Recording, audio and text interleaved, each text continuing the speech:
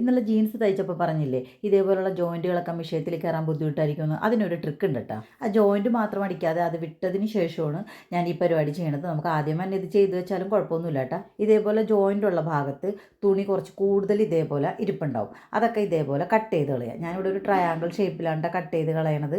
Cut ചെയ്ത് കളഞ്ഞപ്പോൾ കണ്ടില്ല അവിടെ കുറച്ചും കൂടി ഒന്ന് സ്ലിം ആയ പോലെ തോന്നണില്ലേ. ഈ സൈഡിൽ നമുക്ക് ചിലപ്പോൾ ഇതേപോലെ എഡ്ജ് ചിലപ്പോൾ കിട്ടിയെന്ന് വരില്ല. അപ്പോൾ ഇതേപോലെ മടക്കി അടിക്കണേൻ്റെ ഏറ്റവും അവസാനമുള്ള ഭാഗം നമുക്ക് ഇതേപോലെ ഒന്ന് കട്ട് ചെയ്ത് കളയാം. കാരണം അത് പുറത്തേക്ക് വരുന്നില്ല, അതുകൊണ്ടാണ്. അത് ഉള്ളിലേക്ക് പോകുന്ന ഭാഗമുണ്ട്, അതുകൊണ്ടാണ് ഞാനത് കട്ട് ചെയ്ത് കളഞ്ഞത്. കണ്ടില്ല, ഇപ്പോൾ അത് കറക്റ്റായിട്ട് കിട്ടിയില്ലേന്ന് നോക്കി. ഇനി നമുക്ക് മിഷ്യത്തിൽ വെച്ചിട്ടൊന്ന് തയ്ച്ചു നോക്കാം. നേരത്തേതിനേക്കാളും കുറച്ചും കൂടി നല്ല രീതിയിൽ ഇത് മിഷ്യത്തിൻ്റെ ഉള്ളിൽ കൂടി പോകുന്നുണ്ട്.